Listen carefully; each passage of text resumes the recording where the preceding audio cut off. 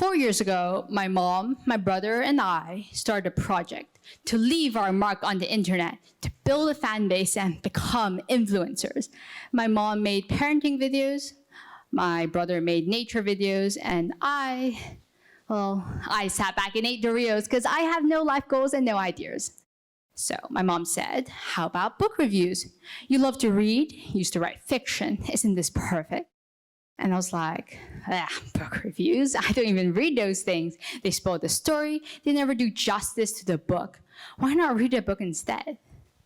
And these are all valid reasons, but none of them hit on the big underlying reason I was so against it. It wasn't anything to do with the book reviews themselves. Rather, it was because I didn't think I had anything worth saying.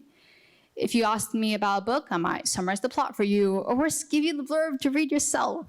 I didn't have anything worth writing about. That was 4 years ago. Now, I write a review for every book I read, and I've been doing that for the past 3 years. Since then, I've written articles on the linguistics behind swearing, personal essays about friendship, and everything in between. It seems like I've written a lot for someone who doesn't think they have anything worth writing about. So, how did I get here? Well, I definitely haven't matured a ton recently, but I have been more willing to write. To most people, writing is just a form of communication with no inherent value out of transferring ideas.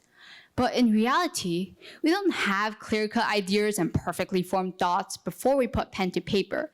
If that was necessary, no one would ever start an essay. No, rather, it's the very act of writing that helps improve our ideas. In other words, writing is distilled thinking. Before you write, what you have is this intangible, shapeless, ugly mess of all your thoughts up here. But when you write down your thoughts, it's like distilling them through a pipe linked to your ink and flowing from your pen. When you write down your ideas, you refine your thoughts, structure them logically, find flaws in your argument, and even think of completely new things. It seems like thinking is the inevitable side effect of writing.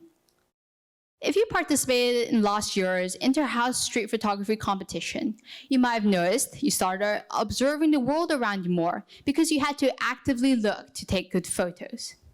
In the same way observation is entwined with photography, thinking is entwined with writing. Now, this is really useful for logic and academic essays, but also for emotions. Whenever I have to deal with something hard or painful, I always write about it because it helps me process what happened. For example, last year when I didn't have a phone, I once missed the school bus home. Okay, no problem, it's just public transport, except... Okay, not good.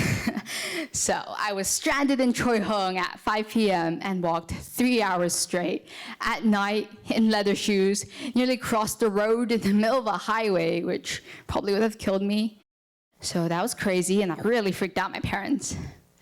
That very night, I frantically wrote over 2,000 words just going through what happened. And when I was done, I stopped crying and I felt a lot better. I realized a lot of new things about myself and why I do dumb things sometimes. The thing is, if I hadn't written about it, this walk, crazy as it might have been, would have just been another thing that happened to me. But it was writing about it that helped me reflect and think. Not only that, while I was walking, there were many times I wanted to just flop down and please someone find me. But one of the things that kept me going was the idea that if I made it through this walk alive, well, wouldn't I have a bloody brilliant story to tell? Even as the story was unfolding, I could hear myself telling it to people and see the shock and the wow on their faces.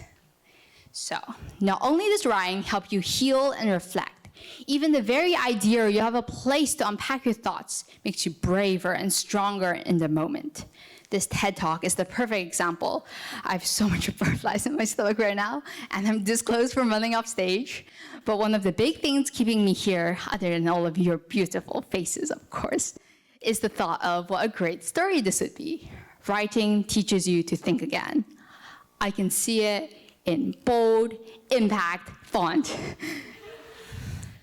It doesn't matter if I fail or fall, because whatever happens, I'll write about it. And that's always a chance for me to think and reflect. As you can see, writing is so much more than an academic kind of skill. It's a uniquely human thing that, oh my God, what is that? Okay, stay calm, guys. I've sworn this might happen. Okay, fine, I'll talk about AI.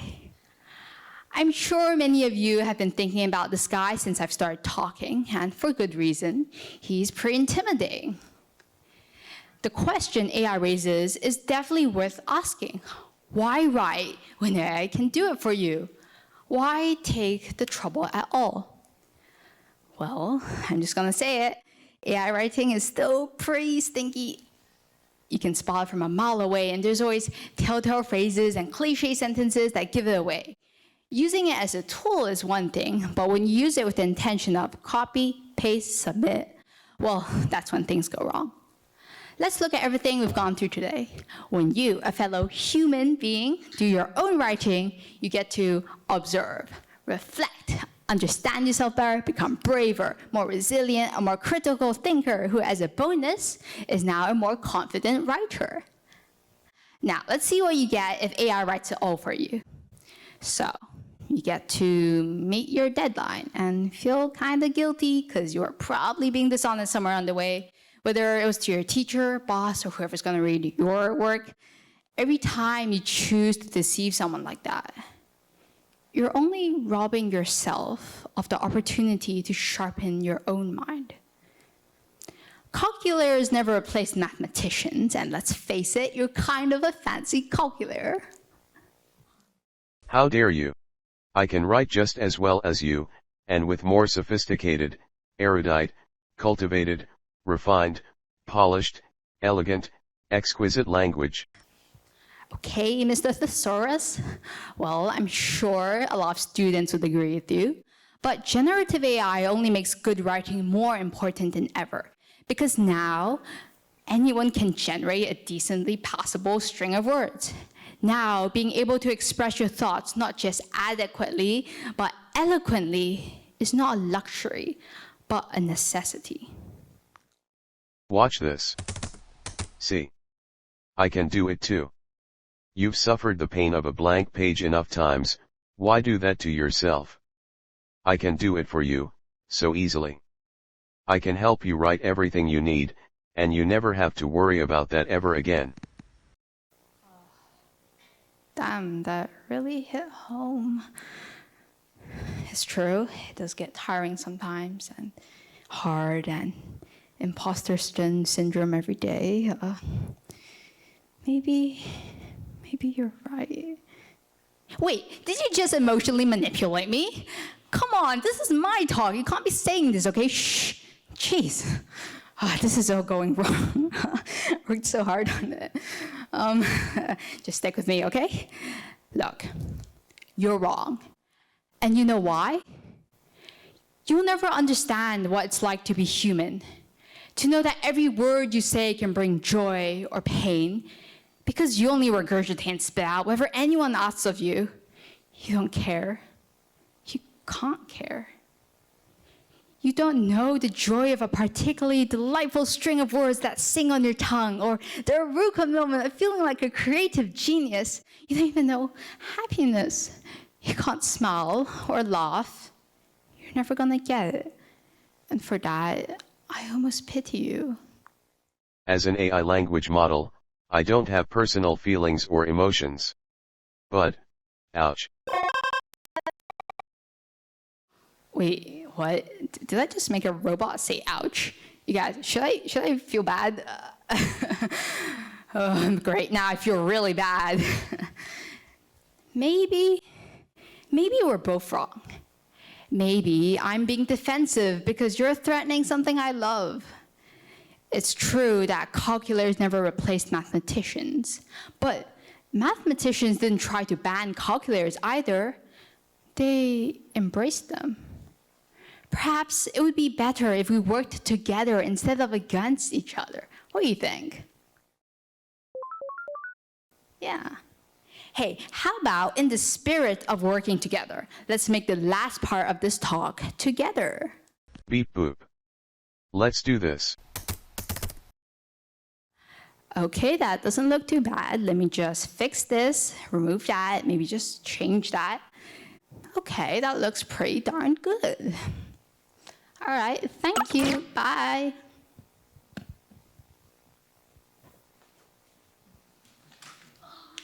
Okay, so let me just absorb this material real quick. Okay, done. So imagine this.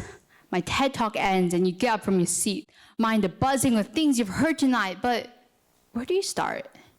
Should you use a notebook or a laptop? Fiction, nonfiction, start a blog, write some tweets. Oh my God, there's too much decision to make. I think I should do this all tomorrow. Or maybe in 3 years when I graduate and become really wise. Or how about when I have kids? That way we can embark on a learning journey together. Nah, that's not gonna work, and I won't let that happen to you. The first thing to do is to prepare your mind. What do you see on a new piece of paper? Nothing. Just blank, empty voidness. And that's a little scary, but we won't let an inanimate object get the better of us. No, we'll doodle around the edges, scribble notes, add color, we'll make up words and decorate our letters. And if we're writing online, we'll use bad grammar and slang and all lowercase. Our first draft is never our last. So why don't we make it as welcoming and unscary as possible? But wait, I can almost hear you thinking, what on earth do I actually write about? Fair enough. In school, we've written so many things we don't care about. It can be a little hard to figure out what you want to say. A good place to start is with what you're interested in. And that can be literally anything as long as you genuinely care about it. If you don't think you're creative, okay, how about recounting something interesting that happened to you? Or if a big chunk of text scares you, how about trying some poetry? Or just do something fun and experimental, like writing every thought that passes through your head in 2 minutes, and just see what happens. Just write, and you'll get stuck into it. One of my favorite authors, Neil Gaiman, likes to say that any piece of writing can be fixed, but you can't fix the perfection of a blank page. So dare to fill the page. And I promise you one day, when you realize you have something to say, if you've done all this, you'll find that your voice has been waiting for you to speak. Thank you.